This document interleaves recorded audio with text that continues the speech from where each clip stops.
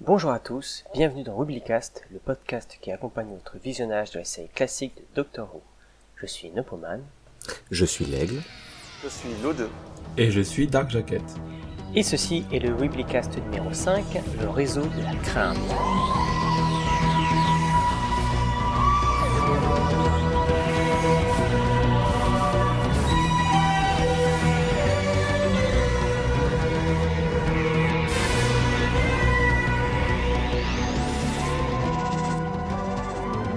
Durant cet épisode, nous allons revenir sur la cinquième histoire de la saison 5 de la série classique de Doctor Who, The Web of Fear. Bien évidemment, nous reviendrons plusieurs fois sur l'intrigue de l'épisode durant le podcast, donc attention aux spoilers. Au programme de ce podcast, nous allons commencer par un résumé que l'O2 va nous présenter, puisque à force de squatter la banquette du TARDIS et de voler nos chips, celui-ci est devenu un chroniqueur à temps plein. Je vous ferai part des informations sur l'équipe de production et le casting. Notre dossier de l'épisode sera sur le brigadier par l'aigle. Ensuite, nous aurons quelques trivia, des références qui nous seront données par Dark Jacket. Et pour conclure, ce sera les paramédias par l'aigle et l'O2. Et enfin, nous aurons, comme d'habitude, pour boucler le tout, notre avis sur l'épisode. Aujourd'hui, nous n'accueillons aucun invité, puisque l'O2 était promu membre de l'équipe. Et sans plus attendre, partons pour les stations de métro de Londres. Merci Nopo. Mesdames et messieurs, bonsoir et bienvenue. Je suis l'O2 et vous écoutez un flash spécial d'information. Cela fait maintenant plus de 3 semaines que la ville de Londres a été évacuée. Officiellement, cette évacuation est due à un nuage toxique résultant de la destruction d'une usine de produits chimiques. Mais des sources bien informées et proches du gouvernement parleraient plutôt d'une attaque de champignons volants. Grâce à notre collègue Harold Shorley, certainement le dernier civil de Londres, nous savons que UNIT, la fameuse armée de défense, aurait investi un Londres déserté par ses habitants. Cette force armée serait maintenant assiégée par des champignons volants et aurait trouvé refuge dans les métros de Londres. À partir de là, tout a dégénéré. Après 9 jours de champignons, nous avons eu l'arrivée d'abominables snowmen. La mission, pourtant simple, de faire exploser les métros de Londres, ne fut jamais accomplie. Que voulez-vous? Il y a des jours où on ne peut pas faire exploser un métro. Durant plus de 3 semaines, ces soldats, malgré tous leurs efforts et leurs sacrifices, ont échoué à remplir leur objectif. Alors que les champignons, eux, continuaient d'avancer imperturbables. Certains soldats, tellement désespérés par cette situation d'échec, ont fini par déserter. Nous avons ici le témoignage de Monsieur Evans qui a déclaré « J'ai préféré sauter d'une voiture en marche plutôt que d'y retourner. Et pourtant, c'était moi qui conduisais. » La raison de cet échec est simple. Il semble que dans les stations de métro londoniens, des Yétis veillent et protègent les installations. Ces monstres auraient tissé sur la ville une toile protectrice capable d'absorber la puissance d'explosifs militaires. Alors, cela va de soi, une question reste en suspens. Qui sont ces Yétis? Héros de l'ombre qui se dresseraient contre cette armée pour empêcher la destruction de son habitat naturel? Ou forces d'occupation venues envahir nos métros? Et dans ce cas, quelle sera leur prochaine cible? Le métro de Moscou, le métro de Paris. Je vous laisse sur cette terrible pensée et vous dis excusez-moi, oui, on m'annonce que oui, ça y est, le contact est rétabli avec Londres et avec Harold. On me dit que la situation est résolue, les champignons ont disparu et les Yétis étaient en réalité des robots tibétains construits par une intelligence artificielle il y a plus de 500 ans. Ok. Harold a déclaré « Le docteur nous a sauvés ». Interrogé sur ce point, le colonel de UNIT a déclaré « Oui, le docteur, oui, bien sûr, oui, c'est le nom de code de notre conseiller scientifique. C'est encore une grande victoire pour UNIT. » Et c'est sur ces mots rassurants que nous allons clore cette édition. Merci de nous avoir écoutés et bonne chance. Vous en aurez besoin. Il semble que Londres est attaqué toutes les semaines en ce moment. Bonne chance. Bravo. GG. Attends, ils sont sûrs que les champignons ont disparu à cause du docteur ou ils ont fumé les champignons parce que... Tout ce qu'on sait, c'est que Harold a déclaré « Le docteur nous a sauvés ». Après, on peut pas... Présenté comme ça, je sais pas si je préfère la version champignon, la version robot tibétain que celui il y a 500 ans. Tu vois. Du coup, maintenant c'est à moi, je pense, à de toi, parler oui. de l'équipe de production. Donc on va tout d'abord commencer par les scénaristes, qui sont de manière assez originale, Mervyn Eisman et Henry Nicol, donc qui ont de manière, comme je disais, c'est assez rare d'avoir 2 scénaristes à la fois sur une histoire de Doctor Who. Sauf que ces deux-là, ils ont déjà travaillé ensemble pour 3 histoires. The Abominable Snowman, évidemment, qui est une sorte de la première partie de Web of Fear, et ils vont travailler ensemble pour une autre histoire de la saison 6. Et suite à ça, ils sont partis de la BBC, ils ont claqué la porte suite à des conflits sur les droits d'adaptation de leurs personnages en comic strips. Donc ils avaient créé certains personnages, et, par exemple les Yeti. Voilà. En ce qui concerne le premier des deux, donc Mervyn Eisman, il est décédé en 2010. Le second, Henry Lincoln, lui, a une vie assez intéressante. Il est l'auteur d'un livre qui s'appelle The Holy Blood and the Holy Grail, et c'est le livre qui a servi d'inspiration à Dan Brown pour le Da Vinci Code. Donc Henry Lincoln est un homme qui est assez versé dans tout ce qui est conspirationnisme et ce genre de choses. Et en l'occurrence, il a dédié sa vie à un château des Cévennes en France, pour lequel il a une certaine obsession. Un château dans la commune de Rennes-le-Château, et dans lequel il est persuadé qu'est caché un trésor des Templiers. Il a écrit plusieurs livres sur le sujet et présenté un documentaire à ce propos. Et d'ailleurs, il vit dans ce village en France où parfois il fait visiter le château et parle de ses mystères. Donc si vous voulez le rencontrer, vous savez quoi faire. Le réalisateur, c'est Douglas Camfield, donc c'est quelqu'un que vous connaissez sûrement, c'est une personne importante de la télévision de l'époque. Il a commencé son travail sur Doctor Who en tant qu'assistant de production sur Unearthly Child et également sur Marco Polo. Et le premier épisode qu'il a réalisé, c'est le troisième épisode de la première histoire de la seconde saison, c'est-à-dire Planet of Giants, et je crois que l'épisode s'appelle Crisis, si je ne m'abuse. Qui est finalement le premier épisode à se passer sur Terre, mais de manière oui, mais lui, il a bossé que sur la troisième épisode de cette histoire. Oui, bien sûr, mais là je parle, oui, bien sûr. Je parle de Planet. Et d'ailleurs, je crois que pour une petite anecdote, il me semble que c'était censé être une histoire en 4 parties, et que ce troisième épisode regroupe en fait les 2 derniers épisodes. Bon, ouais, c'est pas plus mal, hein. J'aime beaucoup Planet of Giants, il est court et efficace. Oui, court et efficace. On va revenir sur cet argument pour la conclusion, je pense. Alors, Douglas Camfield, également, certains disent, dont l'acteur qui joue Ian Chesterton, dont j'ai encore une fois oublié le nom. C'est l'acteur qui joue Ian Chesterton, c'est William Russell. Et dit à chaque fois, je vais dire Russell Williams, je sais pas pourquoi.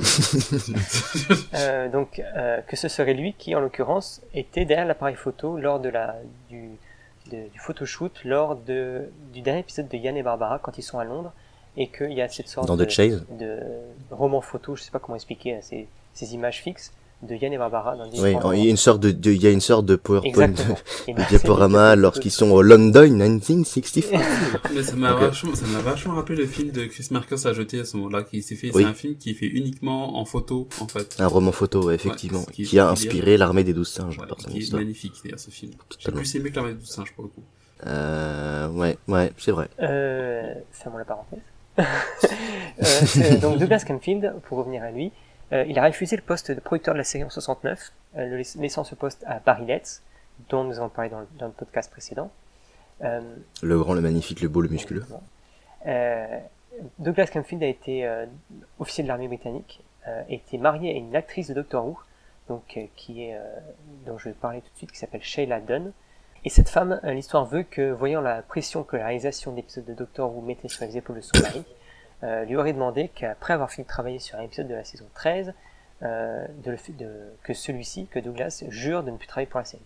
Et à ce moment-là, l'histoire dit qu'ils étaient à côté de la cathédrale d'Ely. Il est entré dans la cathédrale et a juré sur l'autel de ne plus jamais travailler pour cette série, et c'est ce qu'il a tenu sa promesse, puisque cet épisode de la saison 13 a été son dernier.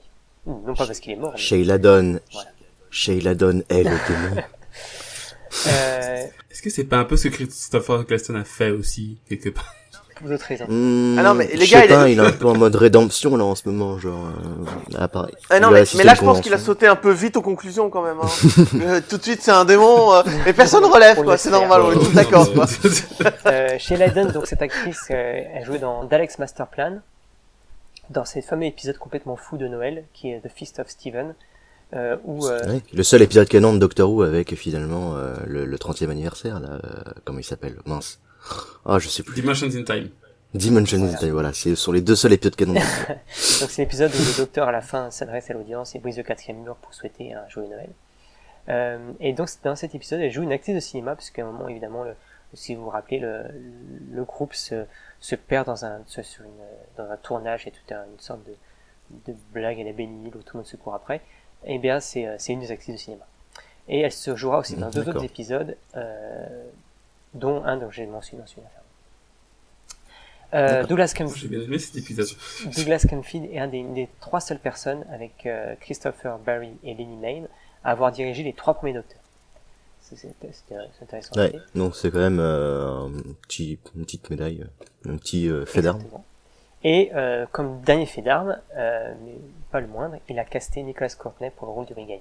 Juste un des compagnons les plus emblématiques, quoi. En parlant de Nicolas Courtney, je vais rentrer dans la partie casting, et on va évidemment commencer par le gros morceau, non pas que Nicolas Courtney était gros, mais il a quand même participé à la série de manière importante.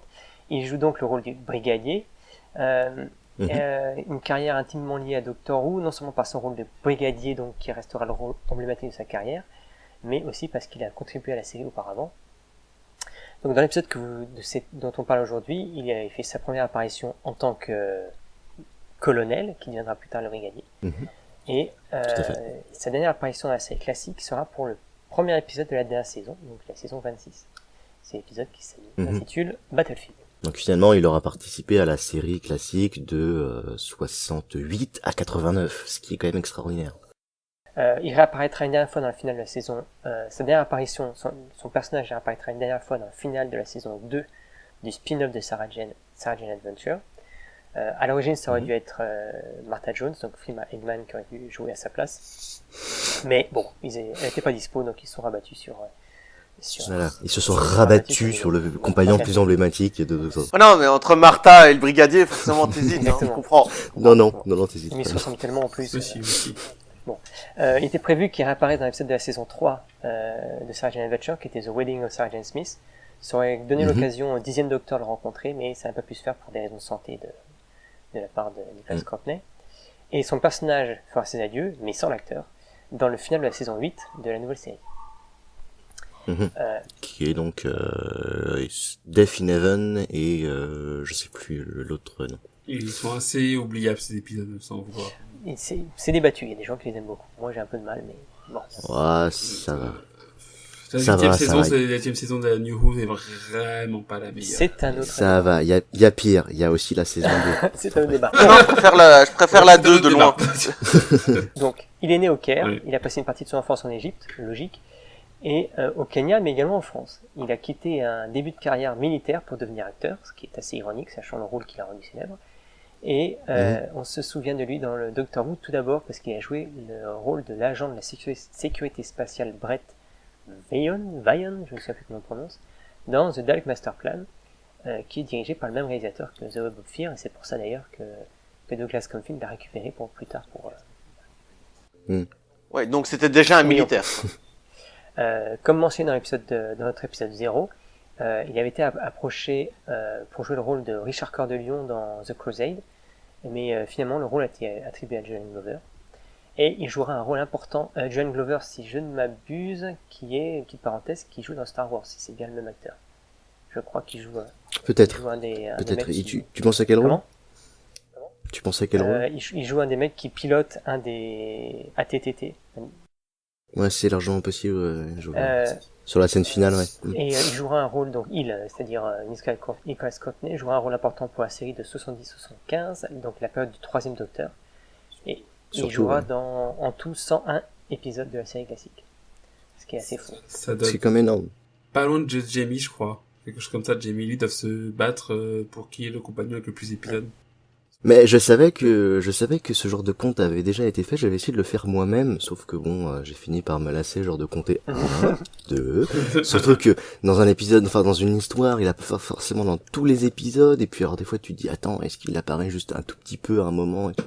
Donc c'est super chelou de compter le nombre d'épisodes, surtout à partir de l'épisode du 3e Docteur, où tu sais pas exactement, enfin tu te rappelles globalement les gros épisodes avec Unit où il est sûr d'être là, mais il y a des épisodes genre il part sur une planète et puis tu vois juste le brigadier qui est là au début en train de dire hey docteur vous revenez ici sinon je vous pète la gueule mais techniquement ça compte tu vois mais bon enfin voilà donc du coup vraiment c'est super compliqué de compter les épisodes du brigadier et je suis content que t'aies ce nombre avec toi finalement ça m'évite de dire j'ai pas trouvé. En l'occurrence en parlant de nombre je sais qu'il y avait Doctor Who Magazine qui avait un temps qui regardait chaque épisode et à la fin ils avaient une sorte de liste de choses qu'ils comptaient dont entre autres le nombre de morts et qui cumulait en fait et regardait à chaque épisode et puis ça permettait d'avoir des statistiques comme ça sur Le nombre de morts dans Doctor Who depuis le début. Exactement. Oula. Ça a dû chuter après Moffat. Hein.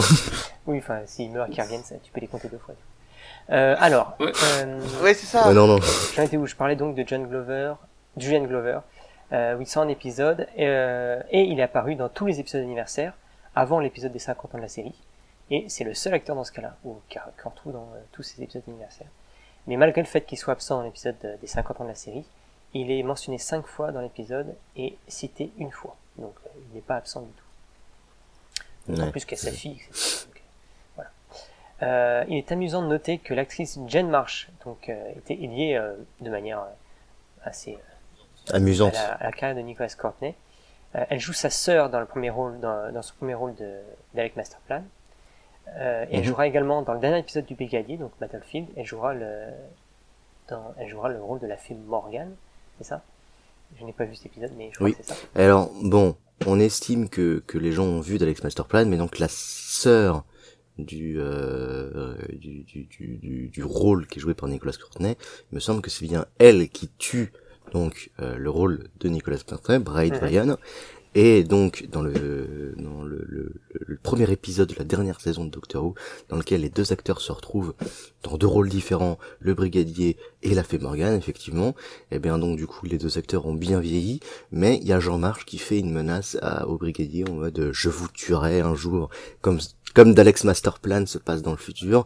Ça a été vu comme une sorte de petite blagounette sur leur carrière très liée en fait, sur le fait que finalement les 2 personnages vont se retrouver dans une sorte de réincarnation, si on veut. Jen Marsh. Tu serais pas un peu complotiste, toi, sur les bords? Non, mais c'est vraiment une blague méta en fait de Doctor Who. Après, ça a donné lieu à des blagues, des théories, tout ce que tu veux en fait. Jen Marsh qui a été la Sachant connaissant femme de Doctor Who, Pertwee, du 3e Docteur. En plus. Donc voilà, si en plus c'est le beau-frère de Nicolas Courtney. Voilà, C'est un petit raccourci là quand même.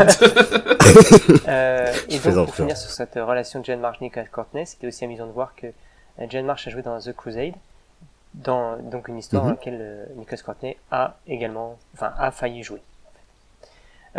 Nicolas Courtney a participé à différents audios, mais l'Aigle et l'O2 vont sûrement vous en parler.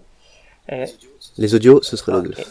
Il était président honoraire de la Doctor Who Appreciation Society. Il a écrit deux autobiographies. Il en a écrit une, puis il a fait une mise à jour. Et, Ah d'accord, que je dis c'était un Time Lord qu'il a vécu 2 fois. Non, il y a la biographie sur, évidemment, Nicolas Courtney, et la biographie sur la moustache de Nicolas Courtney, je veux dire. Et Nicolas Courtney nous a quitté le 23 février 2011. Voilà. Donc c'était à peu près tout ce qu'il y a à dire sur ce personnage, sur cet homme. Et maintenant, je viens... Avec un petit au revoir posthume dans la saison 6 dont tu n'as pas parlé. Désolé. Oui, voilà. Je vais passer vite fait maintenant sur le reste du casting de cet épisode. On a Jake Whitling, donc dont on ne présente plus, puisqu'on a déjà parlé... Évidemment, du professeur Travers. Pour l'épisode 2 des podcasts l'épisode Abominable Snowman. C'est dire à quel point on est un vieux podcast, parce qu'on commence à faire des épisodes qui sont déjà sortis. Écoutez notre épisode numéro 2. On a Tina Parker qui joue la fille du professeur Travers, donc qui n'a rien fait de grand chose. Enfin bon, bref, c'est pas une actrice qui est quelque chose de mémorable. Frederick Schreiker qui joue Par contre, le personnage est un petit peu plus culte, lui. Rien que pour son impact par média. Enfin, bon, ça, c'est une autre histoire. Oui, d'ailleurs, je me suis toujours demandé comment réagissait Deborah Whitling, donc Victoria, quoi, vis-à-vis de jouer dans une série où t'as avec ton père, avec une actrice qui joue la fille de ton père, c'est pas particulier. Ouais, je sais que c'est un rôle, je pense. Rod Beacom qui joue le caporal Lane. Donc alors, je sais pas si vous vous rappelez, dans cet épisode de Web of Fear, il y a une sorte de duo de militaires. Donc il y a le caporal Lane qui est joué par Rod Beacom. Celui-ci a été embauché pour écrire un script plus tard pour Doctor Who qui s'appelle Ebos en 1980, qui n'a pas été gardé. Et le second du duo, c'est le caporal Blake, joué par Richardson Morgan, qu'on retrouvera dans la saison 12. Pour un rôle totalement différent, je tiens à préciser. Ralph Watson qui joue le capitaine Knight, donc c'est celui qui a les choses en main avant que Nicholas Courtney débarque avec sa moustache. Le capitaine Knight, donc c'est le rôle qu'aurait dû avoir Courtney au départ, avant que l'acteur qui jouait le colonel, qui est joué par le brigadier, enfin bref, vous comprenez, avant que l'autre rôle ne se libère et que Nicholas Courtney change de rôle. Ralph Watts. Ouais, et d'ailleurs, ce changement de rôle l'a permis d'avoir un rôle qui survit, alors que jusque-là, tous ses rôles en Doctor Who mouraient, en fait. Et finalement, ça lui a porté chance, hein, puisque c'est plus qu'un survivant, ce personnage. Le brigadier, finalement, il meurt à la fin, quoi. À un moment. Ralph Watson, donc, qui joue ce Captain Knight, a joué 4 rôles dans Doctor Who, incluant, donc, avant The Web of Fear, un rôle dans The Underwater Menace. Il joue un scientifique, au fond, dans le décor, qui tripote des boutons. Donc, voilà. Vous avez repéré. Oui, le troisième mec en partant de la droite, c'est lui. C'est Ralph Watson. 5 autres acteurs que je voulais mentionner. Donc, John Rollason, qui joue le journaliste Harold Chorley, qui nous a fait ce petit résumé au début de l'épisode. Jack Woolgar, qui joue le sergent Arnold. Le sergent Arnold, c'est l'homme à la moustache qui s'avouera être le traître à la fin. L'autre homme à la moustache. Il doublera aussi la grande Tégence dans cet épisode. Alors, ce qui est assez rigolo avec ces personnages-là, c'est qu'il a des problèmes respiratoires. Enfin, rigolo. C'est pas très drôle, mais c'est intéressant de noter. La souffrance d'un homme, c'est fun. Voilà. Il a des problèmes respiratoires, et c'est à cause de ça, il était souvent casté pour des rôles où il était nécessaire que la personne avait des touffe, problèmes en fait. respiratoires. Et on peut le dire, c'est un homme qui manque pas de souffle. voilà.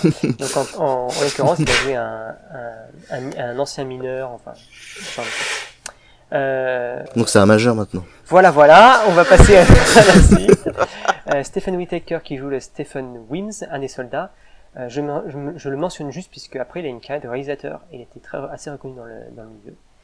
Bernard Higg qui joue un soldat également, et réapparaîtra en tant que caporal plus tard dans la saison 13. Alors je ne sais pas si c'est le même personnage qui a eu une augmentation ou si c'est simplement le personnage. Derek Pollitt joue le rôle mémorable du conducteur Evans. Il jouera 2 autres rôles dans Doctor Who, et son frère Clyde Pollitt était aussi acteur et il jouera aussi dans 2 histoires de Doctor Who. Et pour terminer, je vais juste mentionner le plus important, donc les rôles qui demandent le plus d'abnégation et de travail, de facial, enfin de vraiment se rentrer dans le rôle, ce sont les Yétis. Donc il est amusant de voir que John Levin jouera un des Yétis. Donc John Levin, c'est l'acteur qui deviendra le sergent John Benton. Tout à fait. C'est quand même un des personnages les plus récurrents de l'ère 8. Enfin, il fait partie de la famille. C'est le numéro 2, en fait, on peut dire, du brigadier. On retrouvera plus tard de la saison 6 à la saison 13. Ce John Levin a également joué un Cyberman dans The Moon Base. Voilà. Je pense que pour jouer un Yeti ou un Cyberman, en fait, il fallait juste que tu sois grand et costaud et c'était bon, quoi. En autre Yeti, on a donc John Lord, qu'on retrouvera dans un épisode de saison 7, Gordon Stothart, qui jouera d'autres monstres plus tard dans la série, dont dans cette saison, mais je ne vous spoil pas, et Roger Jacobs, qui a un rôle non crédité dans The Faceless Ones. Et maintenant, je laisse la parole à notre cher Aigle, qui va nous parler du brigadier pendant une petite heure. Yes. non, faut faire vite. Du coup, là aujourd'hui c'est le dossier de l'épisode, donc étant donné qu'on a déjà parlé de la grande intelligence et des Snowmen dans le Weeblycast sur The Abominable Snowmen, on va parler plutôt du brigadier, encore et toujours, du magnifique, du moustachu Nicolas Courtney, du personnage du brigadier, qui est donc le compagnon le plus emblématique de Doctor Who, parce qu'il y a personne qui n'arrive à la cheville du brigadier dans la nouvelle série, et que en termes de longévité, enfin non, c'est quand même lui qui bat tout le monde en fait, hein. Il y a personne qui arrive à sa cheville dans la nouvelle série, et puis en plus il y a plein de références à lui dans la nouvelle série, et il a quelques apparitions subtiles, dirons-nous, plus ou moins subtiles. Ce qui est étonnant, c'est qu'il n'ait jamais eu de spin-off, alors que même K9 a eu un pilote qui est sorti. Il a eu un spin-off, mais c'est pas en série. Mais ça, j'en parlerai plus tard. Teaser. Teaser. Donc, évidemment, de Web of Fear, il n'est que colonel et rencontre le second docteur. Et ça, des docteurs, il en a rencontré plein. Et juste, il en a rencontré plein dans la série. Après, il en a rencontré plein d'autres. En gros, les paramédias essayent de s'acharner à le faire rencontrer un peu tout le monde, même s'il n'a pas rencontré techniquement tout le monde, il doit lui manquer 1 ou 2 docteurs. Voilà. Sur 13, moi je dis ça. Je pense qu'il y a déjà les 8 premiers, il les a en fait. Non, déjà, dans la série classique, il a tout le monde sauf Colin Baker, le 6e docteur, qu'il n'a pas rencontré pendant son ère, parce qu'il a eu une ère malheureusement beaucoup trop courte pour développer même dans les épisodes d'anniversaire spéciaux. Bah du coup, non, puisque le 6e Docteur arrive après l'épisode de Five Doctors, 83, le 6e Docteur arrive en 84, si je ne m'abuse, et il ne me semble pas qu'il revient dans Dimension in Time. Il me semble pas que le brigadier revienne dedans, et de toute manière, s'il revient dedans, en tout cas, il ne croise pas le 6e Docteur, puisque c'est un épisode qui dure 7 minutes, c'est juste un truc pour caser des gens, genre, ah bonjour, il y a toi t'es là, ah salut, toi t'es là. Puis en fait, il me semble même pas qu'ils se rencontrent. De toute manière, il me semble que les Virgin New Adventures en ont parlé comme étant un rêve, alors, bon, techniquement, le brigadier n'a jamais rencontré dans la série le 6e Docteur. Le 8e Docteur, évidemment, puisque c'est le Docteur du film, il n'a pas rencontré, il aurait fallu faire un épisode avec un film, une histoire avec le brigadier, mais ça n'a pas été le cas. Donc, de toute la série classique, le brigadier les rencontre tous, sauf Colin Baker et Paul McGann. Il ne rencontre pas en tant que brigadier William R. Hartnell, mais dans The Five Doctors, il rencontre le 1er Docteur. Par contre, Nicholas Courtney rencontre William Hartnell dans Dalek's Master Plan. Voilà. Donc, il est apparu là déjà, son compteur de docteurs arrive dans la série à 6 docteurs. Dans la nouvelle série, il aurait dû apparaître dans The Wedding of Sarah Jane Smith, en faisant rencontrer le 10e docteur, ce qui n'arrive malheureusement pas. Mais, il rencontre le 12e docteur en tant que Cyberman à la fin de la saison 8. Donc, son compteur dans la série arrive à 7. C'est notable. Il a quand même rencontré dans la série 7 docteurs, et avec des épisodes qui lui sont liés, quoi, quand même, c'est quand même, juste, c'est pas rien, c'est pas juste Clara qui est, oui, donc toi, techniquement, t'étais là-bas, mais sauf que elle était pas dans l'épisode au moment du tournage, etc., etc. Comment oses-tu dire ça? Je sens un petit peu de dédain dans ta voix, là, mais ok. Non, mais en fait, j'essaye J'essaie d'aller vite en fait, mais le truc c'est que oui en fait Clara c'est quand même pas pareil, puisque Clara c'est plus une sorte de retcon de Doctor Who, alors que le brigadier il était là au moment du tournage, il était prévu sur le scénario, enfin c'est quand même... Moi je considère pas ça canon, Clara part tout le temps... Comme a dit Nopoman, sa grande période c'est quand même les années 70, le début des 70, l'ère du 3e Docteur de la saison 7 à 11, surtout quand le Docteur est bloqué sur Terre avec Unit, quand il se prendra un petit peu pour James Bond et qui prendra le brigadier pour sa M, bon si vous voyez la référence évidemment, c'est la grande patronne. Bref.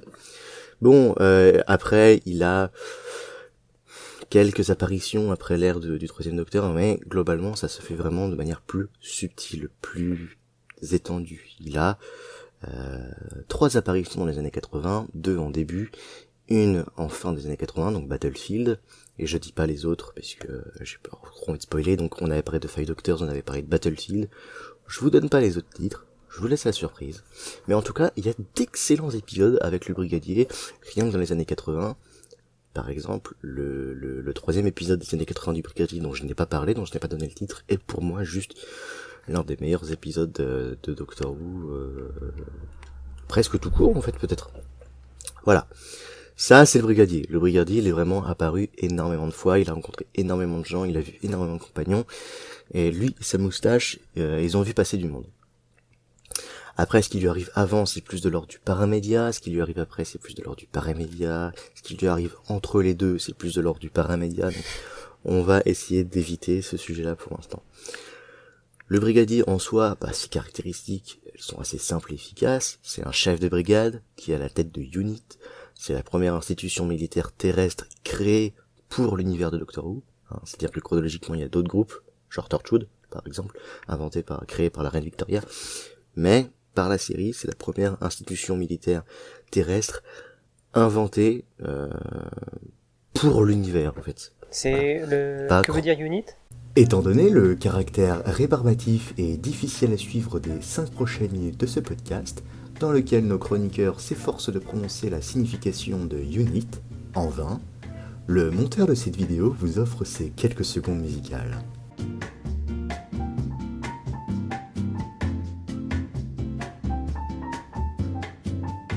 Et pour répondre proprement à la question, unit signifie United Nations Intelligence Task Force. Et tout de suite, la suite de votre podcast. Bon, c'est un homme grand, fort, d'une 40aine d'années.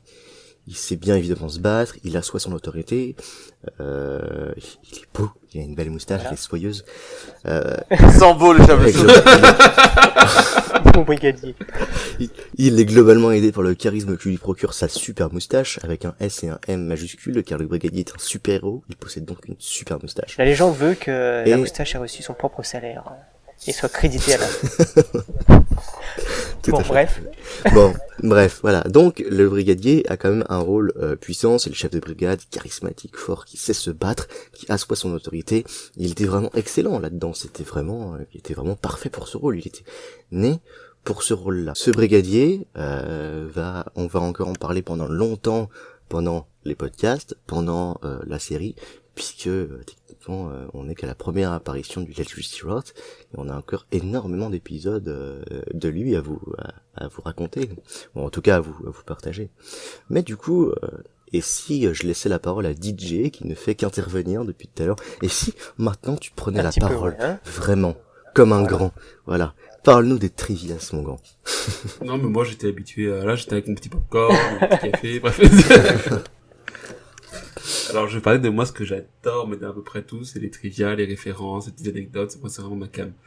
Et, eh bien, Web of Fear regorge de petites références, anecdotes et ce genre de choses. Par exemple, est-ce que vous savez qu'il y a une petite blague, on parlait tout à l'heure des blagues récurrentes dans Doctor Who qui font référence à des trucs hors production. À un moment, on voit un papier de barre au chocolat, qui vient de Campsfield Fairy Milk Chocolate. Et en fait, c'est une référence au réalisateur de l'épisode Campfield. Voilà. C'est ce genre de petit truc qui s'amuse à mettre. Et si, pour un sujet un peu plus sérieux, originellement, il y a un personnage qui s'appelle Julius Silverstein. Mm-hmm. Puis ils ont trouvé que peut-être faire un juif stéréotypique, voilà, c'était peut-être pas très très malin a posteriori. Voilà, donc dans la novélisation de l'histoire, ils l'ont renommé un Emile Julius. Voilà, ce qui est un peu plus... Okay, donc cette fois, on part sur un stéréotype italien, latin... Voilà, ça change tout. Hein. Voilà. Alors, à savoir aussi que on est dans la tradition, dans la veine des histoires qui suivent directement une histoire précédente. C'est vrai. Là, en l'occurrence, on est directement après Enemy of the World. Il y a toujours une petite cicatrice sur la joue du docteur. Non, mais même juste la scène d'intro, quoi. Oui, même la scène d'intro. C'est, voilà, donc faut savoir, c'est qu'il y a certaines histoires, d'ailleurs c'est un enfer pour les paramédias, hein, si je me trompe pas, quand les histoires se suivent directement. Ils s'en sortent. Ils s'en sortent. Mais c'est vrai que, du coup, caser une histoire entre Enemy of the World et Web of Fear est assez compliqué. Oui, non. Ouais, mais en même temps, t'en as pas besoin. C'est ça, tu casses pas d'histoire entre Enemy of the World et Web of Fear. Juste, tu t'en cases d'autres avant ou après, tu trouves bien. Ouais. Victoria, il me semble que tu lui en cases, avant Tomb of the Cybermen, il me semble que tu lui en cases avant Fury from the Deep. Je suis pas sûr, hein, je te dis ça de mémoire. Fury from the Deep, ça passe, c'est assez flou pour que tu puisses... C'est ça, Fury from the Deep est très flou de base. Autre chose, alors là c'est un truc moi qui me tient à cœur parce que nous l'avons vécu, enfin t'étais pas encore dans l'équipe là ni l'autre, mais je sais pas si tu viens Nopo. Attention. C'était la période où on a eu des rumeurs pendant des mois d'épisodes qui auraient été retrouvés, une chasse à travers le monde, au Nigeria, en Australie, en Nouvelle-Zélande, je ne sais où. Et donc d'ailleurs pour la petite anecdote, nous venions de finir de corriger ou de je sais plus quoi sous-titrer Web of Fear. Et là, octobre 2013, qu'est-ce qu'on nous annonce? Des épisodes ont été retrouvés! Alors, on était partagés entre la joie, parce que, waouh! Le dégoût. Après des mois de rumeurs, d'enquêtes, on a effectivement confirmation que des épisodes de Web of Fear avaient été retrouvés, avec je sais plus quelle histoire, c'était laquelle en plus. C'est Enemy of the World et c'est Web of Fear. Et Web of Fear. Et après, on a eu le moment comme le lendemain de soirée où t'as un peu trop bu, ah bah on a recommencé, cool. Mais oui, ça a été réellement un moment de joie, et ça a redonné aussi de l'espoir pour retrouver d'autres épisodes perdus, puisque rappelons que le deuxième Docteur est le Docteur avec le moins d'histoires sauvegardées. Alors, la plupart justement, je me permets une petite parenthèse parce que justement j'ai lu quelque chose d'un ami qui a publié ça sur Facebook il y a même pas peut-être une heure, c'est ce que j'allais dire. en disant d'une source sûre apparemment que Et finalement, c'était bien un truc que je me disais, ça doit être possible, mais et voilà, il faut avoir confirmation. Apparemment, de sources sûres, il y a bien des épisodes, toujours en Redcon, qui existent encore en vidéo dans des greniers de collectionneurs, sauf que il y a des collectionneurs qui se disent non, je veux garder cette petite pellicule pour moi. C'est fou, ça, je crois. Enfin, bref. Et juste ça, je comprends pas. Genre, mec, tu pourrais tu pourrais l'acheter en DVD Blu-ray et même peut-être demander une prime de la BBC, quoi. Et même il pourrait demander à la copie et la récupérer. Hein, c'est faisable. C'est exactement ça. Il pourrait demander à récupérer la copie, quoi. Et il pourrait faire partager, je sais pas, le dernier épisode de Web of Fear, prouver à Nopoman que non, c'est uniquement parce que c'est un recon, que c'est parce qu'il trouve que c'est lent, mais qu'il se teste parce que c'est un des meilleurs épisodes de la série. Non, mais je rebondis sur ce que t'as dit parce que de sources sûres, l'épisode 1 existe. Comment ça? L'épisode pas l'épisode 1, l'épisode qui n'a pas été retrouvé, c'était l'épisode 3. Le 3? Le 3, oui. L'épisode 3 existe. Alors, en fait, ce qui se passe, c'est que, oui, en fait, t'allais peut-être le dire, excuse-moi, je te ouais, c'est ça, c'est qu'en fait, il a été retrouvé avec les autres, mais il a été volé. Volé ou perdu sur le chemin? Apparemment. Ou perdu. Ouais, voilà, mais, ou vendu, on sait pas trop, voilà. Ouais, genre vendu, ouais. En tout cas, revendu par un voleur, ça je veux bien y croire. Ouais, mais vendu tout court. Du coup, oui, cet épisode-là existe, l'épisode 3 est quelque part en ce monde. Oui. Et on sait pas où il est, et toi, les copies de la pellicule, ça se dégrade avec le temps, quoi, les mecs, putain, vous faites vraiment chier. Genre les collectionneurs qui sont là comme des pingres. En plus, ce serait la première apparition de Alistair Lesbridge Stewart. Certains diraient même que l'aigle les aurait chez lui. Oh mince, on va découvrir. Source sûre. Plus sérieusement, les mecs, on sait que vous écoutez ce podcast. Rendez les épisodes. Faites-le. Ouais, non, mais voilà. Rendez l'argent des abonnés. Donc voilà, moi je sais que c'est quelque chose qui va... Web of Fear, j'ai un attachement particulier pour cette histoire parce que j'ai l'émotion de... Quand je travaillais sur l'histoire, l'émotion de on a putain retrouvé des épisodes, d'autres épisodes existent, c'est pas terminé la chasse. Merde. Exactement, la chasse.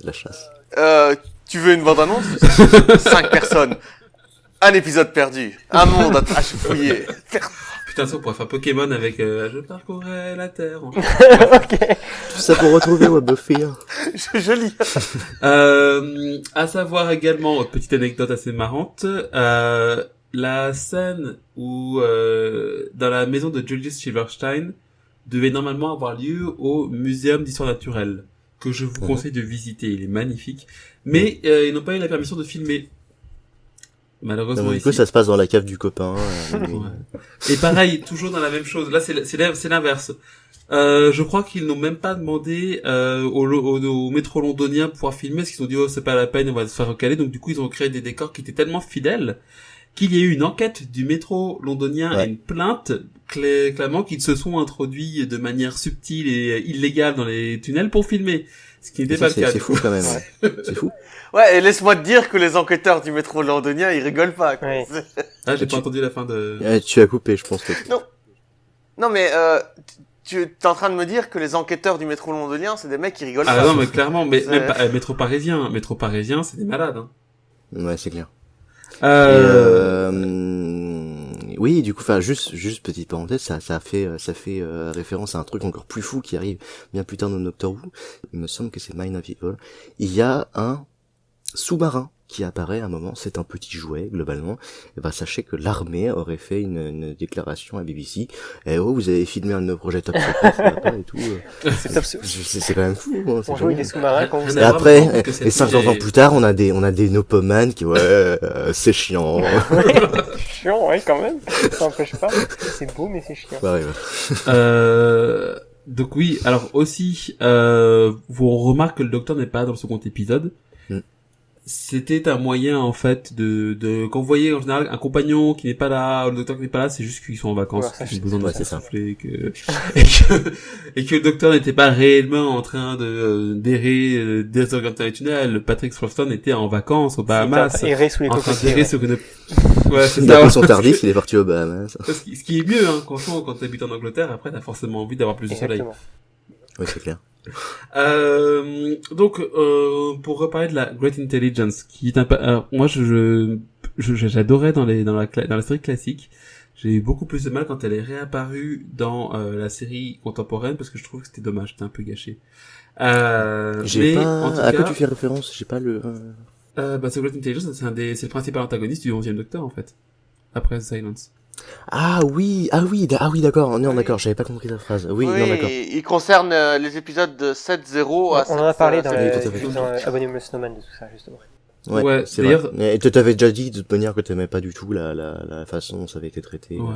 Mais d'ailleurs, Je me rappelle. truc très drôle, c'est que la grande intelligence réapparaît dans The Snowman, qui sont cette fois des bonhommes de neige, Mhm. et qui est en fait la première rencontre de l'intelligence avec le Docteur.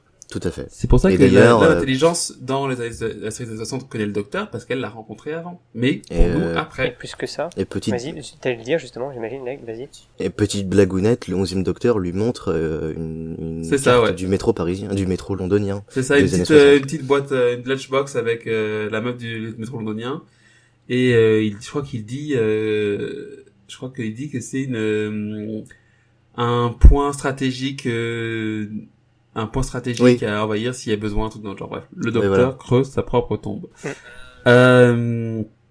Bah après, je me suis demandé si c'était pas juste une sorte de piège.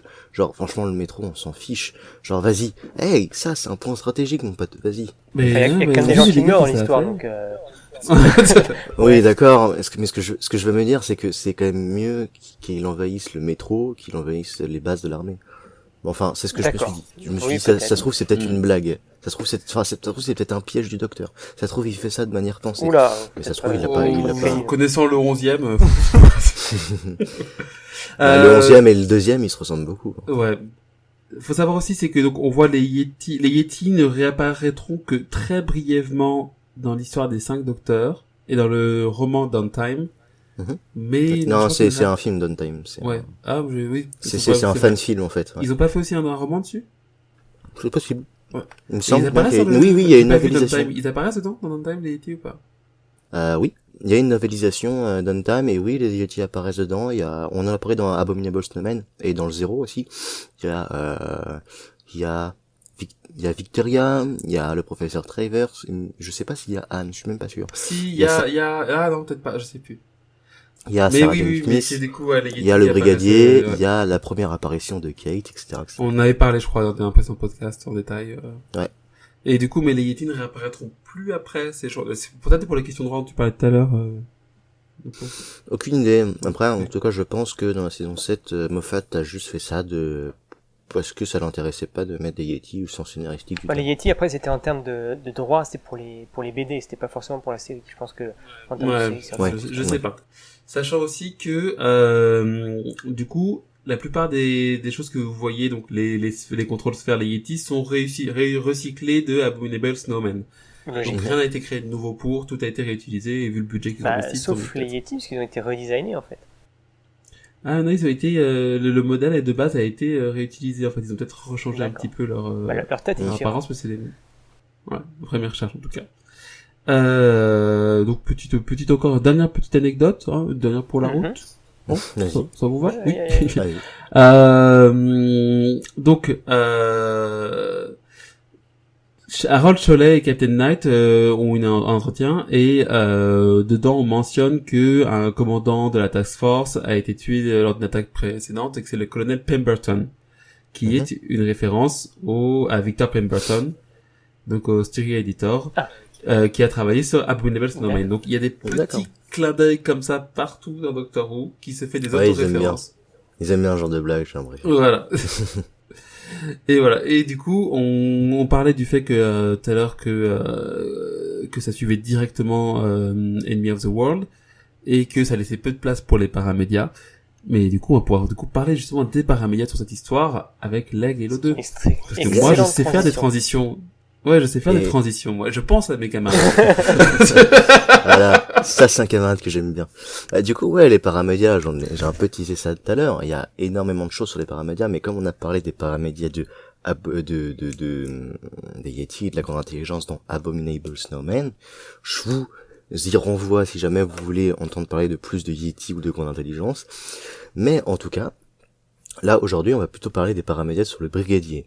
Et alors, je vous avais disais tout à l'heure que le brigadier avait sa propre série, il n'a pas sa propre série télé, il n'a pas sa propre franchise de films au cinéma, genre James Bond contre le Brigadier, mais en revanche, il a sa série de livres, et c'est quand même assez énorme.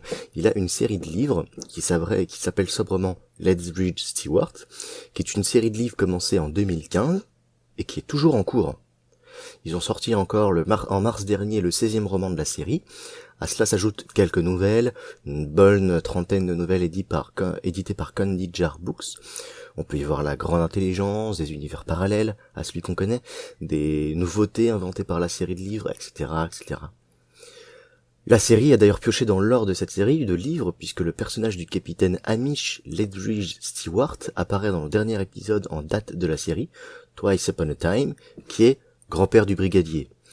Bref, je vous laisse découvrir cette série. Il y en a qu'une quinzaine. Voilà, ça fait, pour des romans, ça fait quand même un petit paquet assez sympathique. T'as eu l'occasion d'en lire quelques-uns ou... J'ai jamais eu l'occasion d'en lire quelques-uns. J'en connais qui ont lu, mais j'ai pas réussi à avoir d'avis. Mais en tout cas, j'ai entendu que c'était plutôt apprécié, globalement. C'est plutôt des histoires terre à terre, ou j'imagine que c'est plutôt des trucs un peu plus militaires. Bah, c'est plutôt terre à terre, c'est Lethbridge Stewart, globalement.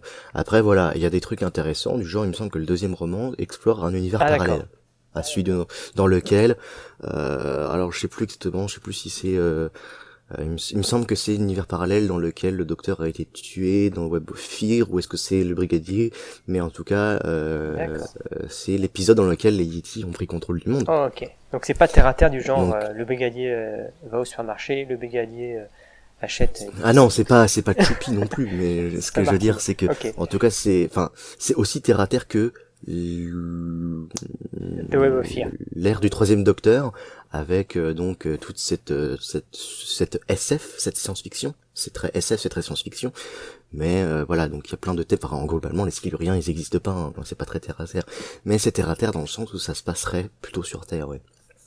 C'est pas le brigadier va sur Mars, le brigadier en vacances, voilà. Par contre, il y a donc des nouveautés de la série, des univers parallèles, le retour de la grande intelligence, etc., etc. D'ailleurs, on se rend compte que la grande intelligence est très liée au brigadier. Enfin, et si la grande intelligence c'était le brigadier? Mais ça reste officiel. Ça, c'est pour la série de livres. Canonique. Ce sont des romans totalement officiels, de toute manière.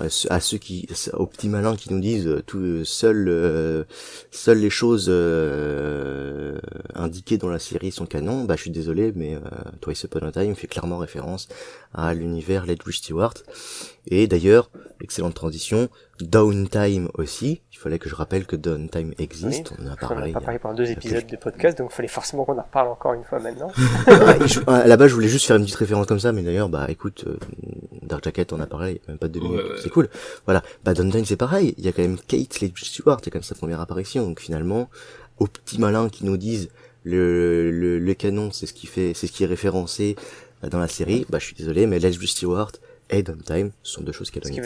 Sachant que même la série, de ce qu'on voit dans la série, n'est pas forcément canon par rapport à soi-même. Donc à partir de là... C'est ça, t'en fais un peu ce que tu veux, gros. Tu changes. Si tu dis que Fist of Steven et Dimension in Time sont les 2 seuls trucs canons, bien combien t'en fasses. Ça me fait penser que peut-être qu'il faudrait qu'un jour qu'on sous-titre Downtime. C'est une petite parenthèse. Intéressant. Ouais, bonne idée. Ah oui. J'avais entendu qu'on titre Downtime. D'accord, ok. Voilà, Downtime 95, Christopher Barry à la réal, Mark Platt à l'écriture, Mark Platt qui est un scénariste du 7ème Docteur, qui a écrit Ghostlight, qui est considéré quand même comme un des meilleurs épisodes du 7ème Docteur. Certains considèrent comme un des meilleurs épisodes de les années 80. Il a écrit des livres, des novelisations, plus d'une trentaine d'années chez Big Finish, Mark Platt quand même, hein, notamment Spare Parts, j'ai pu parler pour l'épisode des Cybermen. Voilà. En comics, alors, je voulais vite fait vous reparler de Herald of Destruction, hein, qui est donc cet épisode, ce comics écrit par Paul Cornell avec le 3ème Docteur, le Brigadier et tout un tas d'apparitions très 3ème Docteur dans l'esprit. Mais maintenant, je vais vous parler d'un comics du 9ème Docteur que j'aime énormément, qui s'appelle Official Secrets. Alors, si vous tapez sur Amazon Official Secrets, vous pouvez trouver directement 2 à 3 épisodes, donc c'est plusieurs comics ensemble. C'est le 3e tome des aventures du 9e Docteur chez Titan Comics, Official Secrets, écrit donc par Cavan Scott, dessiné par Adriana Melo et Chris Colson, colorisé par Marco Lescaut, et qui a globalement reçu de très bonnes notes. Par exemple, une critique que je lis là tout de suite, c'est Scott Melo et Lescaut vous ramène dans le passé, mais avec un punch moderne et avec un cri très distinctif du 9e Docteur. Voilà. Et globalement, ça résume très bien. C'est vrai que rien que dans les dialogues, j'ai vraiment réussi à retrouver le 9e Docteur, qui est un des docteurs que j'aime le plus, qui me fait le plus vibrer, que ce soit pour sa longévité, mais aussi pour tout son développement, qui est très en parallèle de sa longévité. Et donc, dans ce comics, le 9e Docteur va revenir à cause d'une aventure, va être obligé de revenir dans les années 70 ou 80, parce que ce qui est marrant, en fait, avec l'histoire du Brigadier, c'est qu'on n'arrive jamais vraiment à le placer dans le temps. Donc, finalement, donc, le Docteur, avec Rose et Jack, parce que oui, ces comics ont l'intelligence de faire intervenir le trio Rose, Jack et le 9e Docteur, qui est juste un trio qui passe de rencontre à meilleurs amis du monde, avec Jack, et c'est dommage, parce que la série, du coup, ne va pas très loin avec ça. Mais ces comics, qui se passe donc entre The Empty Child de Dr. Densis et Boomtown, développent vraiment leur relation, et on voit vraiment ça dès le début, avec ce côté, le docteur qui est sans armes, et Jack Harkness qui a tendance à sortir son flingue à tout bout de champ, et Jack Harkness qui va un petit peu écouter, qui a un bon fond. On va aussi explorer un peu le passé de Jack Harkness. Enfin, il y a vraiment plein de choses très très très intéressantes. Et c'est quoi un parc Brigadier, tout ça? Parce que tu t'es un peu perdu là. Ouais, mais moi, ma question, c'est est-ce que Jack a pécho le Brigadier? Alors, Jack n'a pas pécho le Brigadier. Il me semble même pas qu'il ait fait une blague de cul avec le Brigadier. Ah. Mais ce qui se passe, c'est que donc ils reviennent dans les années 70 ou 80, c'est la blague, hein, plusieurs moments dans le comics. Il y a un petit encart, genre l'indication temporelle quelque part dans les années 70. D'accord. Ou peut-être 80. Et puis à un moment, il y a une ligne de dialogue de Rose qui dit mais docteur, on est quand dans les années 70 ou 80? Il fait je sais pas, les années 70, 80 peut-être. On s'en fout, non? Il y a pas d'ailleurs dans l'épisode peut-être anniversaire du Docteur, Kate Let's Stewart qui parle d'une référence et qui dit alors oui, il y avait tel dossier. Regardez à la fois les années 70 et 80. Je crois qu'il y a un clin d'œil là-dessus. Ouais, voilà, c'est une blague de la série là-dessus sur le fait qu'on sait pas. Et donc, globalement, le docteur retrouve la famille Unit de l'époque, il retrouve notamment Harry Sullivan. Ah non, tu veux dire le compagnon? Bah, oui, mais il est pas, c'est un soldat. c'est un médecin. Oui, c'est un médecin qui c'est apparaît à pour ça que je Unit, pensais- mais après, il revient sur Terre, et puis après, il continue de faire partie d'Unit. Oui, moi je pensais à un soldat, donc forcément. Alors, du coup, il recroise le docteur dans sa 9e forme, donc on voit, il y a vraiment cette personnalité qui est toujours autant développée, avec le fait qu'il s'énerve. Est-ce qu'il le traite d'imbécile ou pas? Il me semble, oui, qu'il y a une petite blagounette là-dessus. Forcément. Et donc, évidemment, vous vous en doutez bien, c'est un petit peu teasé au début du comics, et finalement, ça finit par arriver. Le brigadier arrive, et là, il y a un des trucs les plus intéressants entre la relation du docteur et le brigadier, c'est cette relation officier-officier, puisque le docteur est devenu un soldat, puisque le docteur est devenu un guerrier. Le docteur est un guerrier endeuillé. Et il dit, il y a ces lignes de dialogue avec le brigadier, où il dit j'ai vraiment honte, mais qu'est-ce qui s'est passé pendant tout ce temps? J'ai pas envie de vous dire, j'ai vraiment honte. Et donc il y a le comics qui fait sa route, qui fait son chemin, il y a le dénouement, et après le dénouement, donc qui se déroule entre autres avec le 9e Docteur qui a une partie très manipulatrice, très officier, très donneuse d'ordre, qui donc explique un plan à Rose et demande à Rose de se faire capturer. Et le brigadier à la toute fin du comics arrive, voit le docteur et dit docteur, quand je vous ai vu expliquer votre plan à Rose, je me suis enfin vu plus proche de vous, je me suis enfin reconnu en vous. Là, ce coup, un jour, enfin, je me rappelle qu'avant, il y avait souvent des différences entre nous, malgré qu'on était toujours très amis, mais cette fois, j'ai reconnu en vous quelque chose, j'ai reconnu l'officier en vous, j'ai reconnu le soldat, j'ai reconnu le donneur d'ordre. Et là, vous avez un dessin du 9e Docteur avec une tête absolument honteuse. Mais voilà, c'est extrêmement intéressant ce qui se passe. Toujours le deuil sur la Time War, c'est aussi très présent dans ces comics. Tu m'as donné tellement envie de le lire. Franchement, lisez-les. Si vous avez l'occasion, voilà, lisez-les. L'O2, est-ce que tu peux nous en dire un peu plus sur les audios? Mais Il me semble que tu t'y connais un peu mieux que moi en audio. Non mais venez avec moi. Je vous emmène à travers les main range pour parler du brigadier. Oh mon dieu. Alors, le premier où il apparaît, c'est le 9e du main range chez Big Finish, qui est The Spect of Namor. L'Agnon Mort, ouais, tout à fait. Que j'ai Qui beaucoup est une aimé. histoire basique, avec un petit démon et tout, mais qui est très chouette dans son dépaysement, puisqu'elle se passe à la campagne, avec le brigadier. Pour moi, ça a été ma première rencontre avec la famille du brigadier, donc savoir qu'il a une femme, qu'il a des enfants. Ça a été mon premier choc en l'écoutant. Mais sinon, très chouette histoire. Ensuite, vous avez Minuet. Et alors, du coup, The Spectre of Lanyon Moore corrige le fait qu'il rencontre le 6e Docteur. Oui. Voilà, c'est dans cette histoire que enfin le brigadier rencontre le 6e Docteur. Voilà. Et puis vous avez Minuet in Hell. Alors, c'est pas une histoire terrible, c'est pas une histoire que j'ai beaucoup aimée, mais c'est une histoire du 9e Docteur. Moi, j'apprécie. Ou comme du 8e Docteur, pardon. 8e. Ou comme par hasard, il perd la mémoire, une fois de plus. Ça lui arrivera souvent, il faut l'accepter. Et le brigadier est là, beaucoup plus vieux, et c'est ça. Le brigadier est très chouette dans cet épisode, mais l'histoire est pas intéressante. J'ai pas du tout aimé cette histoire-là. Juste pour une phrase quand même, pour un dialogue qui est quand même la compagne du docteur qui dit je me suis retrouvé dans une orgie, je suis pas resté. Voilà. Moi, j'ai apprécié cette atmosphère, Minuet in Hell, tout ça. Puis aussi, ça corrige un peu le fait que le brigadier n'a jamais rencontré le 8e Docteur. Donc là, à partir de là, on peut dire que le brigadier a rencontré juste 9 des premiers Docteurs. D'ailleurs, il me semble qu'il y a un comics dans lequel il rencontre le 10e Docteur. Du coup, il a rencontré... Et du coup, il a rencontré tous les Docteurs, sauf le 11e, dans aucun paramédia, malheureusement. Même si techniquement, le 11e est allé à son enterrement. Et le 11e, c'est dit, de toute façon, le 11e, il y a beaucoup de zones hors champ, mais c'est précisé que le 11e avait rencontré, justement pour la mort du brigadier, que le 11e et le brigadier aient l'habitude de se voir. Oui, voilà. Et du coup, forcément, ça m'étonne pas du tout que en fait, elle fait cette référence et que du coup, dans les paramètres, un jour ou l'autre, on aura une aventure du 11e Docteur.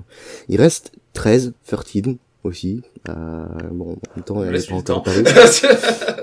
Alors, tu dis ça, hein, mais c'est drôle, hein. Genre, ils veulent sortir un comics absolument avant que la série commence. Moi, je trouve ça idiot parce que ça va faire bizarre en rapport avec la création du personnage, ses compagnons, enfin bref. Laissons le temps. Pas forcément... Laissons le temps à 13 de devenir 13. Ouais, mais à fond, tellement. C'est vraiment, c'est une femme, on va faire c'est pour ça. Parce que je dis Whittaker a pas besoin de ça, c'est une excellente actrice, elle va gérer le docteur, mais voilà. Laissons à 13 le temps d'être 13, laissons à Crichignon le sang de l'écrire, laissons à... Jodie Whittaker parce qu'elle jouait bien. Encore une fois. Je sais pas. Sinon, je peux parler à un moment, ça vous dérange pas? Bon, bref, excuse-nous, ferme la parenthèse. L'O2, fini donc. Ce que tu disais. Alors, il y a aussi, le brigadier est aussi apparu dans ce qu'on appelle les Unbound chez Big Finish, qui est donc une série de What If, donc ici, qui reprend ici le fait que si le 3e Docteur, au lieu d'apparaître dans les années 70, 60, 80, serait apparu 20 ans plus tard, et aurait donc raté tous les événements qui se sont produits, et on retrouve le brigadier qui tient un bar à Hong Kong. Donc globalement, il a raté tous les événements après The Invasion, il a raté du coup ce Spirit on Space, mais il a raté aussi l'arrivée du maître. Dans les comme dans Minuit in Hell, il y a quand même une phrase du brigadier que j'ai envie de reproduire ici, c'est quand même... Bon, écoutez, ils m'ont demandé de sauver la ville. J'ai sauvé le monde des dinosaures. Bon d'accord, j'ai fait exploser Londres, mais j'ai sauvé le monde des dinosaures, quoi. Et en fait... Ça c'est le brigadier. Et voilà, et cette histoire a tellement fonctionné qu'ils en ont fait une suite... qui s'appelle donc Master of War. La première s'appelant Sympathy for the Devil.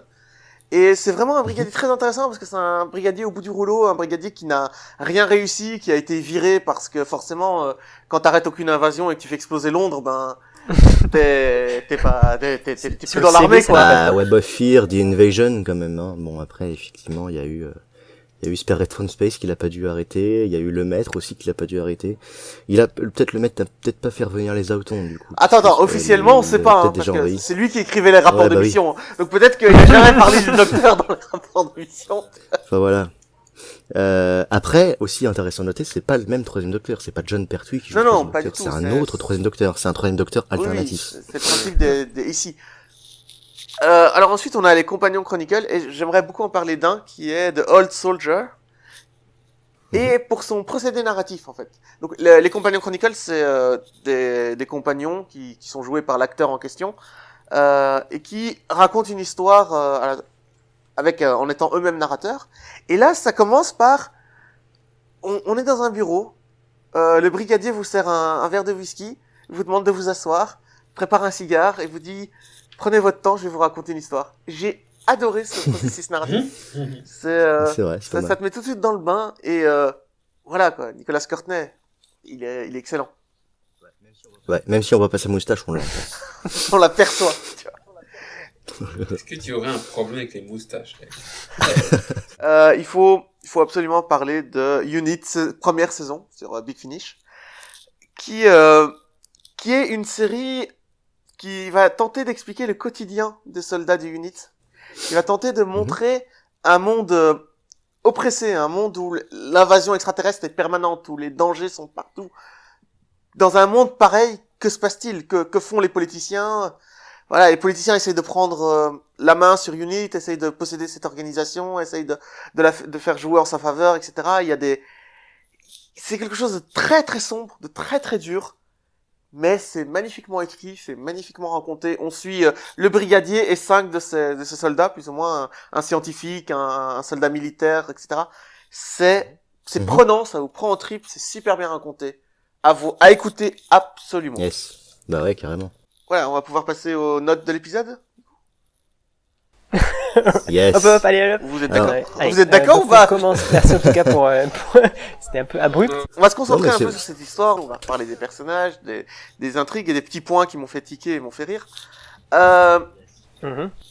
Donc, d'abord, les personnages. Le professeur Travers, un homme atteint de stress post-traumatique, un homme au bout du rouleau au début de l'histoire. J'ai adoré cette scène où la caméra reste sur lui, où tu entends les bruits de l'épisode précédent c'est vraiment, c'est bien fait. Ça fait 30 ans qu'il est là, 30 ans qu'il en a marre, 30 ans qu'il se dit, le Yeti, il va bouger, quoi. Tu vois. Et en fait, il est tellement aux abois, tellement en manque d'argent qu'il a vendu le Yeti.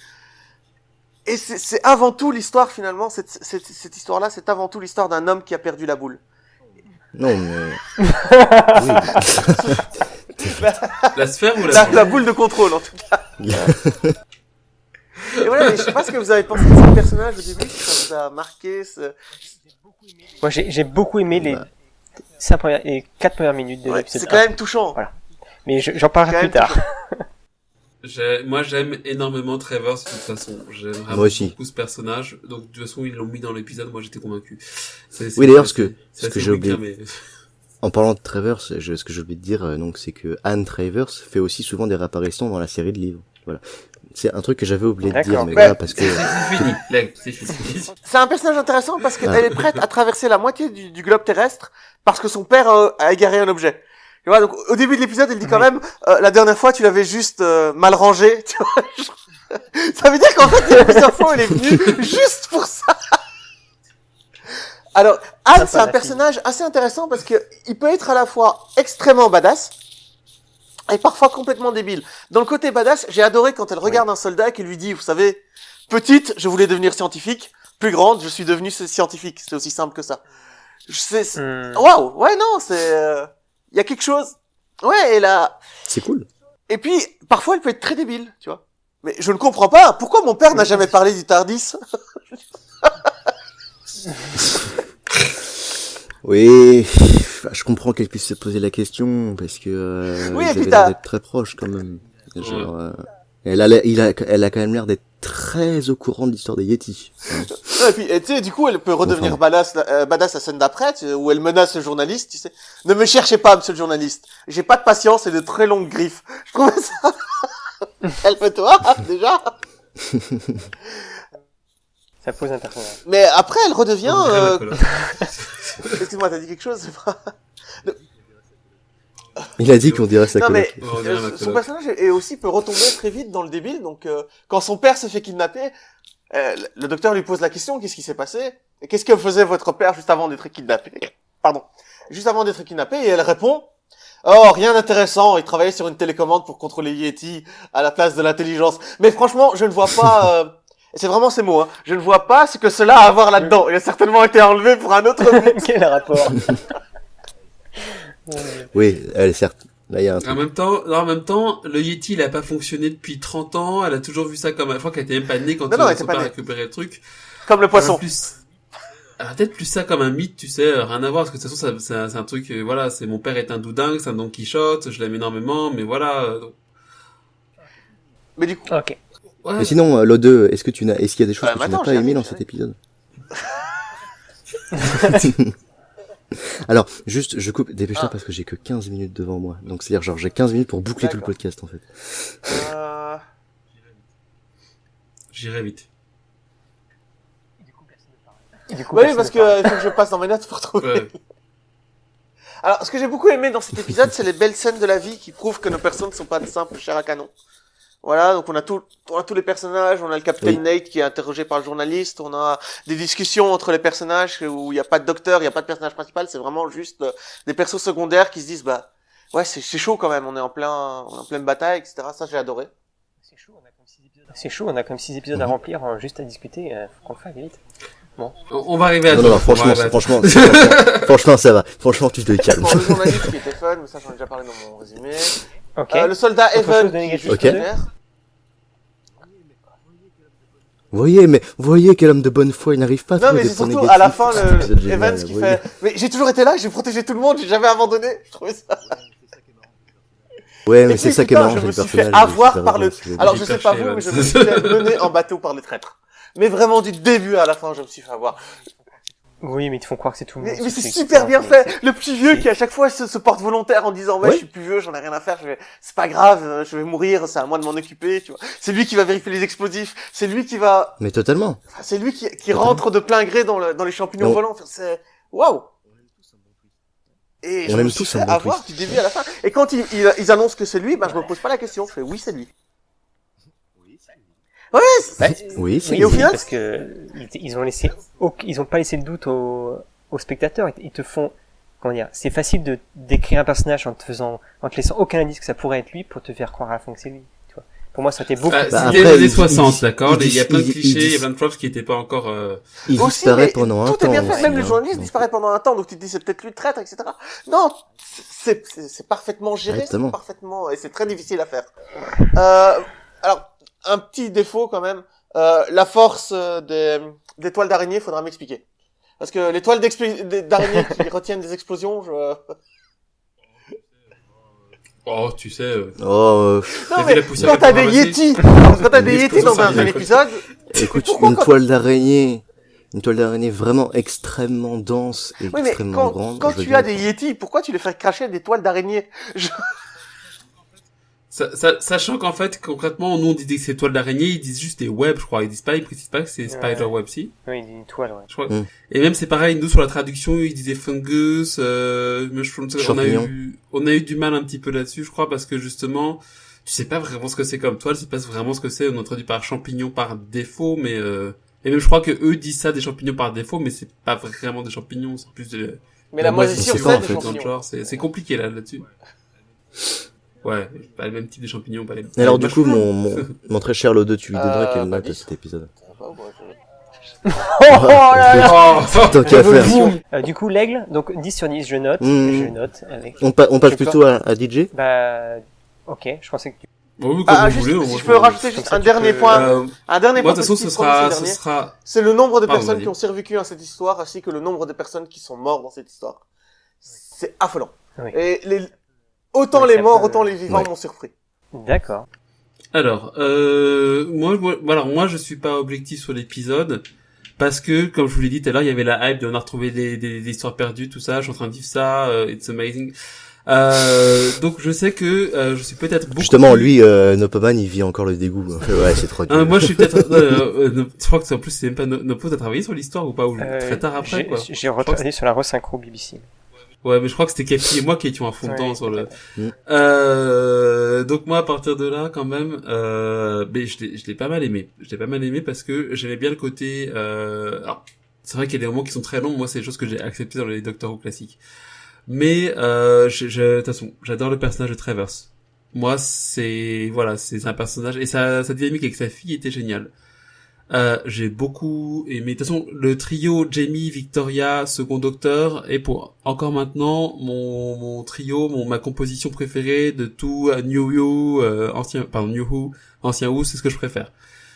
Donc, voir en plus l'apparition du brigadier, c'est pas rien. C'est un personnage qui déjà pose. Voilà, il pose. Voilà, je suis brigadier. Shut up.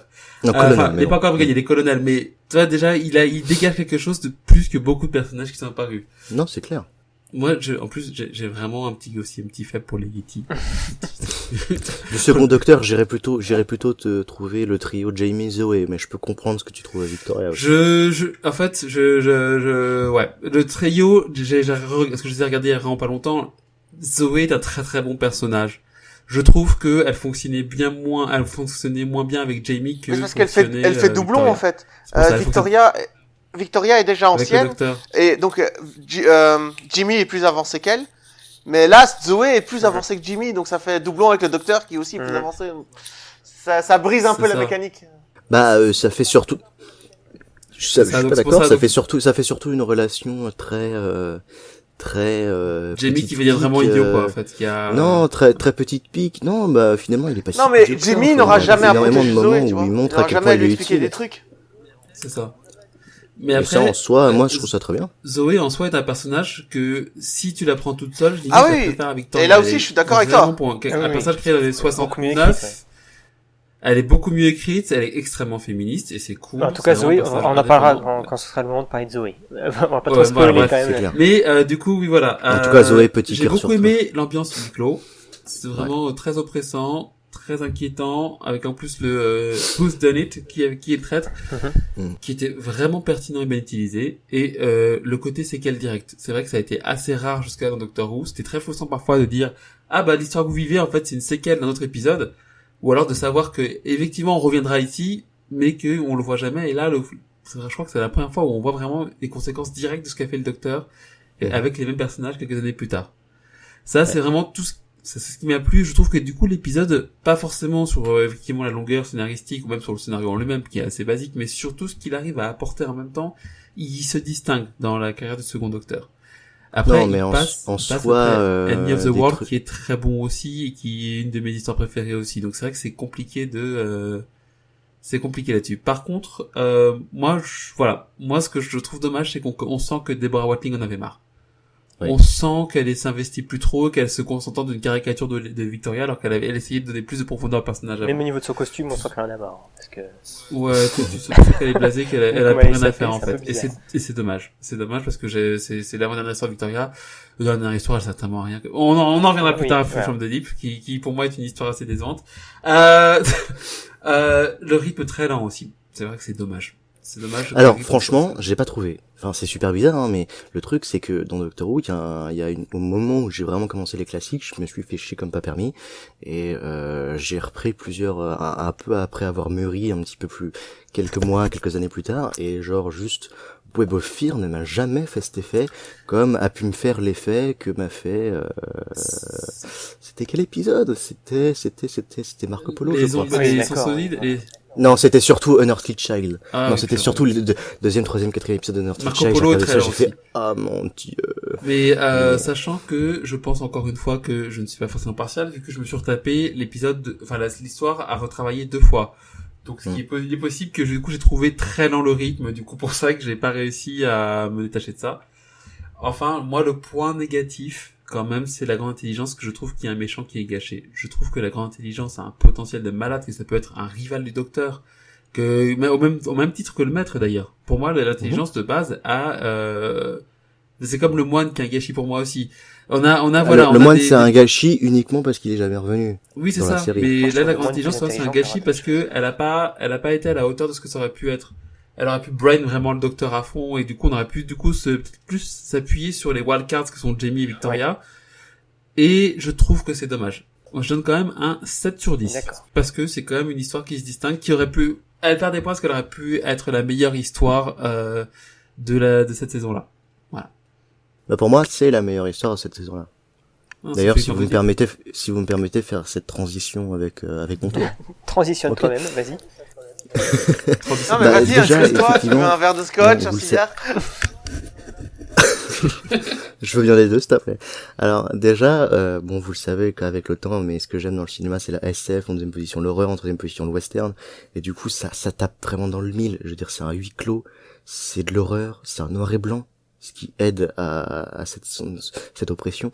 C'est extrêmement oppressant, l'ambiance est magnifiquement bien réglée, les décors sont super beaux, les décors sont super bien faits, en plus ils sont réalistes. Je sais pas à quoi ressemble le métro londonien, mais apparemment, en plus, ça y ressemble, quoi, c'est génial. Il y a le brigadier. Ça fait tellement plaisir de revoir le brigadier, parce que bon, à l'époque où j'ai regardé Web of Fear, je connaissais déjà un petit peu l'avenir de la série, mais en tout cas, mais rien que voir l'origine du brigadier, c'est juste génial. Les personnages sont tous super, ils ont tous leurs petits trucs à eux. Je veux dire, franchement, c'est génial. Il y a aussi le côté Who's Done It, qui l'a fait, qui le traite. Ensuite, je me rappelle, et je pense que c'était une critique à raison, de dire qu'Abominable Stubble manquait d'enjeux par rapport à son méchant. Et je trouve que cet épisode lui en donne très clairement des enjeux. Il lui en donne des enjeux, et puis en plus il le rend très menaçant. Et il le rend plus que menaçant, il le rend intéressant. Genre c'est quand même une entité assez mystérieuse, j'ai quand même envie d'en savoir plus. La fin, du coup je parlais de la fin, je la trouve géniale. La fin est géniale. Juste ce plan, ce manière de brain du docteur qui finalement est annulé par Jamie, je trouve ça absolument fantastique. Ce petit côté, c'est dans ces moments-là qu'on voit que le second docteur, bien qu'il est un peu clownesque, est un peu mischief, il est un peu malicieux, il est un peu fourbe, un peu manipulateur. C'est en ça qu'il ressemble au 7e docteur, en ça qu'il ressemble au 11e docteur. Et comme disait le 8e docteur, mes incarnations les plus gaffeuses ont souvent été mes plus manipulatrices. Et finalement, ça développe vraiment ce côté-là du second docteur. Et le fait qu'il voulait absolument, il avait eu la curiosité, il a eu le défaut, il a eu l'envie, peut-être presque la prétention d'avoir toutes les informations de la grande intelligence dans sa tête. Et mais Jamie est là pour le sauver, pour en soi, et même si le docteur lui crie dessus et qu'on est un peu en mode ah c'est dommage, on se dit c'est cool, l'histoire elle se finit vraiment bien pour le coup. Et juste la grande intelligence est un personnage très intéressant qui mériterait peut-être de nouveaux épisodes avec une lettre de noblesse à redonner, je pense. Il faudrait lui redonner ces quelques lettres de noblesse parce que globalement, je pense que je te comprends quand tu évoques cette idée de il aurait pu être épique ou le Steven Moffat lui a pas donné ces fameuses lettres de noblesse, etc. Bon, point négatif, je trouve vraiment que Victoria n'est pas utile. Et c'est un petit peu Victoria de base. Il y a peut-être juste Fury from the Deep où elle trouve une utilité, mais finalement, c'en est tellement chiant, c'est... Mais c'est méchant parce que elle a fait le thé dans ce C'est dommage, hein. C'est vrai. J'ai pas compris la blague. J'ai pas compris la blague. Elle a fait le thé, à la moment où elle prépare le thé dans Web of Fear. Et c'est comme ça qu'elle arrive à... Ah! De la même manière que dans Enemy of the World, elle est cuisinière, donc ça reste une sorte de métaphore filée. Ouais, mais je pense que je crois qu'elle avait décidé de se barrer à partir de The Ice Warriors, un truc dans le genre.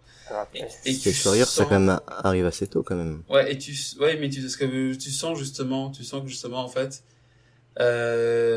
très tôt qu'elle en avait marre en fait de crier, qu'elle en avait marre d'être la demoiselle en détresse, et que c'est pas ce qu'ils avaient vraiment introduit avec elle dans Evil of the Dalek en fait.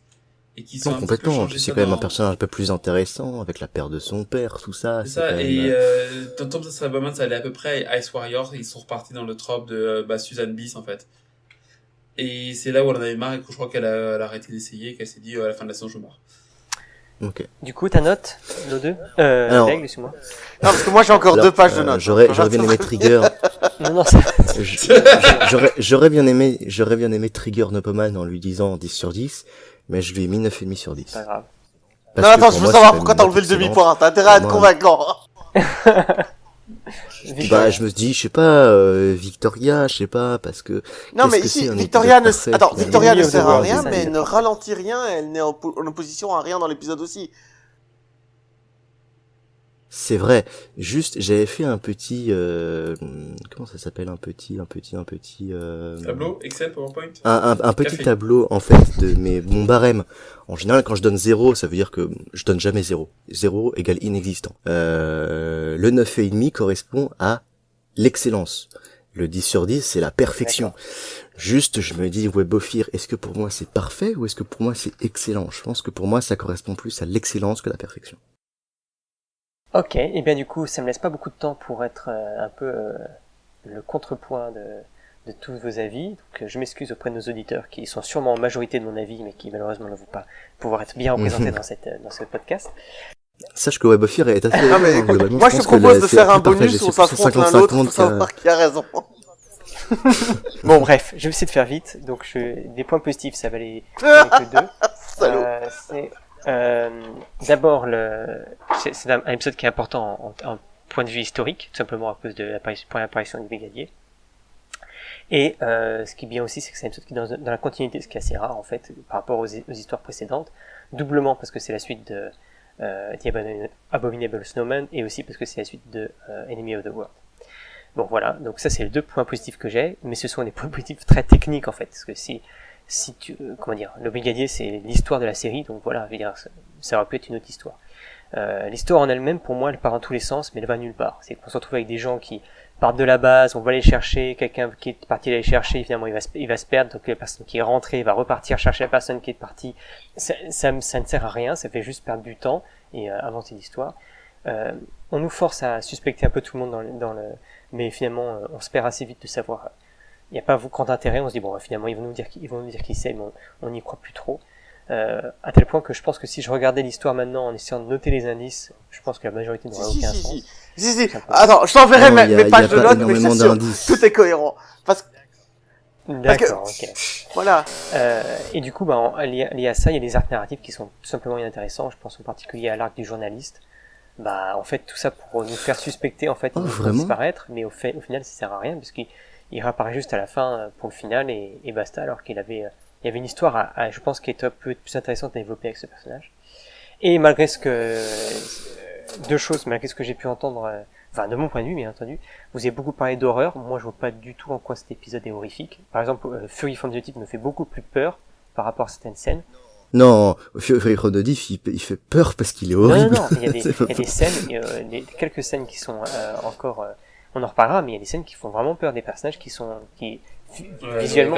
Alors, de témoignages de quelqu'un qui aurait regardé ça à l'époque où c'était diffusé sur la BBC dans les années 60 quand il était jeune, qui est donc encore en vie, qu'un ami a croisé en convention et à qui il a parlé. À ce qui paraît, regarder Fury from the Deep quand on a 8 ans et demi, c'est assez éprouvant. Voilà. Alors que moi je vois pas en quoi Web of Fear fait peur, parce que je vois pas d'enjeu. Je vois pas c'est quoi. Attends, t'as une ville vide, il y a des enjeux quand même. Il y a des enjeux. T'as le docteur qui pourrait être contrôlé par l'intelligence. Non mais attends, encore tu me dis je vois pas l'horreur. Bon, je peux très bien voir. OK, très bien, de toute façon l'art c'est de la corde sensible. Mais juste je veux dire en soi les Yetis c'est quasiment abattable, ils arrivent quasiment à rien avec eux. Ils sont là, ils avancent mais comme Gengis Khan qui avance quoi, sur le continent, tu vois. Je le sens pas ça. C'est genre j'arrive pas à le sentir, je vois pas le danger. Ça c'est vraiment c'est vraiment du ressenti, c'est vraiment le but de l'art, j'ai envie de te dire. Et pour terminer, le plan pour moi, je suis désolé, mais il est toujours pas clair. Je vois pas en quoi le fait d'envahir le métro de Londres va faire quelque chose, quoi. Il s'en fout du métro. Il s'en fout du métro. Il est là pour contrôler le docteur. Il veut les souvenirs du docteur. C'est pour ça qu'il est là. Et il veut le TARDIS. C'est tout. Il est là. L'intelligence, il est là que pour ça. Alors, quel était l'intérêt, du coup? Et puis, le 11e docteur lui a dit que c'était un point intéressant. D'accord. Moi, d'accord, mais en dehors de ça. Bon, et je finis vite. Du coup, je finis avec ma note. Je lui donne 5 sur 10. Je lui mets la moyenne quand même pour l'importance qu'il a en tant qu'épisode. Ah non, mais si tu l'as pas aimé, tu lui mets 2. Faut pas déconner. Non, parce que je comprends l'intérêt historique qu'il a cet épisode. Mais en dehors de ça, je trouve trop long, simplement. Ce qui nous fait une moyenne, si j'ai bien calculé, de 7,875. Donc ça nous fait 8 sur 10. C'est quoi, c'est le 5e épisode de la... Oui, c'est 5e. On est déjà au 5e épisode. Je sais pas combien. J'ai pas noté pour les autres encore. On fera un bilan pour le dernier. En fait, là, j'ai tout simplement un Excel classé en Wibbly Wobbly Team. On a donc la moyenne de tous les autres épisodes avant, donc, on a 7,66 pour le premier épisode, 7,25 pour le deuxième, 6,25 pour le troisième, 8,5 pour le quatrième, 7,875 pour le cinquième. Enemy of the World est comme avant. Ouf. Parce que, attends, Enemy of the World, il a eu 9, 9,5, 7,5 et 8. Lui, Web of Fear, il Alors, a 5, 9,5. Qui se dévoue pour calculer la variance de chaque point? C'est le moment ou jamais. Non, alors, c'est toi le prof de maths, c'est toi qui vas te déjouer, mon pote. Bon allez, on va arrêter là avant que ça ne parte trop en sucette. Alors, concluons sur cet épisode. C'est bien. N'oubliez pas de nous rejoindre sur Discord, sur Facebook et sur notre forum.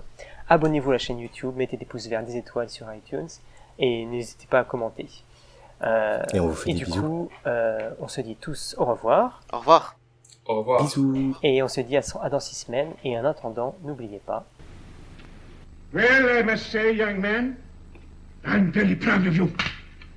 Doctor, I don't know if... I know, my boy. Well, go on, you mustn't keep them waiting.